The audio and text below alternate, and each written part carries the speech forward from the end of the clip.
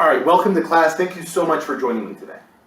So what we're going to be doing over the next couple of classes is building on the work that we've done so far to understand consumer and producer theory, to explore a theoretical argument about the nature of competitive economies and competitive markets that's, I would argue, the most important theoretical justification for the organization of our society and the organization of much of the world.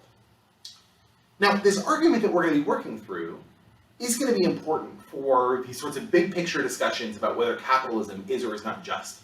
But it's also going to be important for pretty much every other major social question that we're facing right now.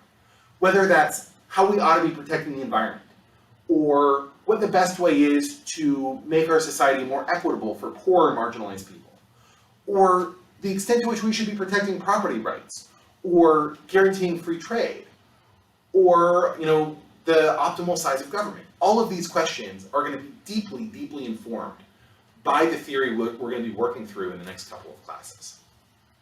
So before I dive in, before I start drawing graphs on the board and doing all of this, I just want to take a minute to talk about the way that our society is organized, to talk about what I'm saying when I say that we've got a market economy and a market society. So if we think about some of the biggest decisions that our society makes, some of the biggest forms of social organization. Things like, in the LA area, how many houses should be built versus how many apartments versus how many golf courses, or how many yachts we should have as a society, or who should live in what states, and what the population should be of different cities and states. All of these decisions are not made by a committee of people who think about all of the different, costs and benefits and trade-offs and pick the thing that they think is best for everyone. They're not decisions that we vote on, There's not decisions that are made by a king, or by some single authority. The California Agricultural Board decides how much spinach we're going to eat. Nothing like that.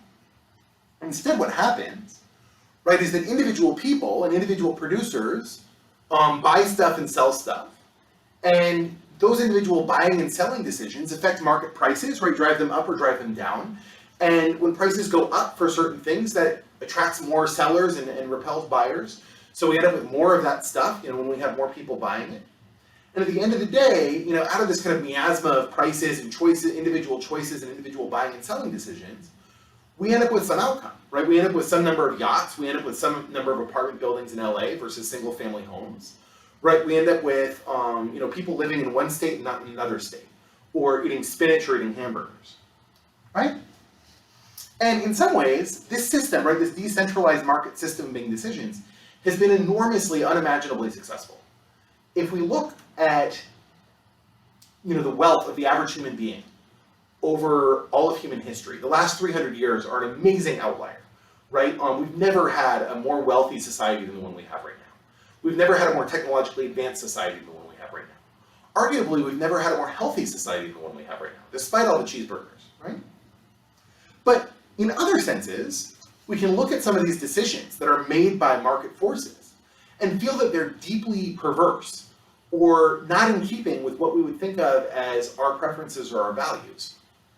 So just to take one example, globally, across the world, we spend something like $2.7 billion a year on malaria treatment and prevention. So malaria kills something like 500,000 people a year.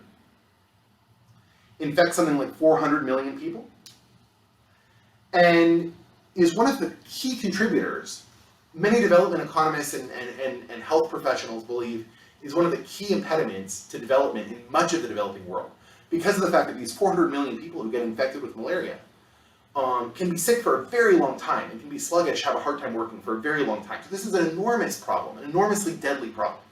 We spend about $3.7 billion a year globally. Just in the United States, we spend about $16 billion a year on cosmetic surgery. So, if we thought about, if you and I, all of us were to get together and decide to allocate healthcare spending to different causes and different problems, we might think that we'd come to a different conclusion than the one that the market has come to about the relative importance of these two things.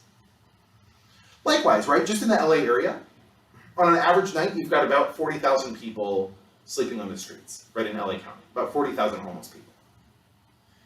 And at the same time, we have, vacant luxury buildings. And we've got things like, there's a recent news story about a tech mogul who rented an apartment just for his daughter's cats, right? So we might look at that as well and say, if we were in charge of allocating housing to different people with different needs, we might have come to a different conclusion than the market about the proper use of that apartment, of the cat apartment. And, it's not just these sorts of big picture things, right? Market forces also shape some of our most deeply personal decisions. You guys are making decisions right now about things like, do I want to major in economics? Do I want to major in history?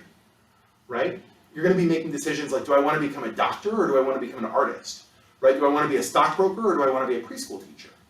And in addition to all the various pressures you're going to face with those decisions from your own preferences or from your parents or your friends, you're also going to get enormous pushes, enormous nudges from market forces when making those decisions. Right? You're going to be fully aware that you might expect to earn more money as an econ major than a history major, or more money as a stockbroker than a preschool teacher. And again, those nudges, right, the signals that the market sends about which of these jobs or which of these roles are most important might not line up perfectly with what many of us might understand as the relative importance, say, of preschool teachers versus stockbrokers. And so ever since the emergence of real market economies several hundred years ago, people have been debating about whether, there's an internal logic to market forces that lead to individually self-interested decisions to produce socially beneficial outcomes, right? Like Adam Smith talked about with the invisible hand of the market, or whether market forces are inherently destructive, right? Lead to the misery of the working class, like Marx believed, or lead to the destruction of society and culture, like Karl Polanyi believed. And what we're going to be working through, this theory we're going to be working through, is going to come to the conclusion that under the right assumptions, under the right conditions, market economies can be efficient. That doesn't mean that they're necessarily going to produce just or equitable outcomes, but it does mean that they'll produce outcomes that can't be improved upon from every single person's perspective. Now, the benefit of doing things the way we're going to be doing things, right? Answering these big, important social questions, not by looking at data or examining the real world, but instead moving into a world of mathematical abstraction, is that in order to make that argument, in order to make it rigorously mathematically, we're going to have to be very clear and specific about the assumptions that we have to make, and about the definitions both of market economies, competitive equilibrium, and of this idea of economic efficiency.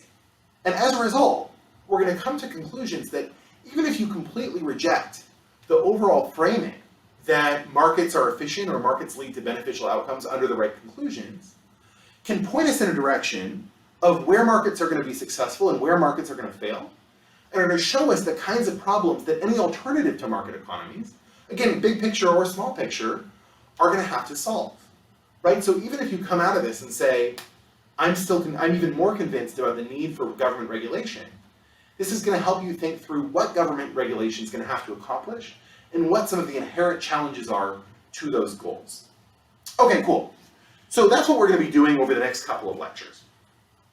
What we're going to be doing today is to start examining this, to start understanding the way that competitive market economies compare to various other sorts of social organization by trying to explore the simplest possible market, the simplest possible economy, which is going to be an economy that just has two goods, two consumers, and no producers whatsoever, right? People just have stuff, and what we're going to try to decide is how all of the stuff that exists in the economy should be allocated between these two individuals.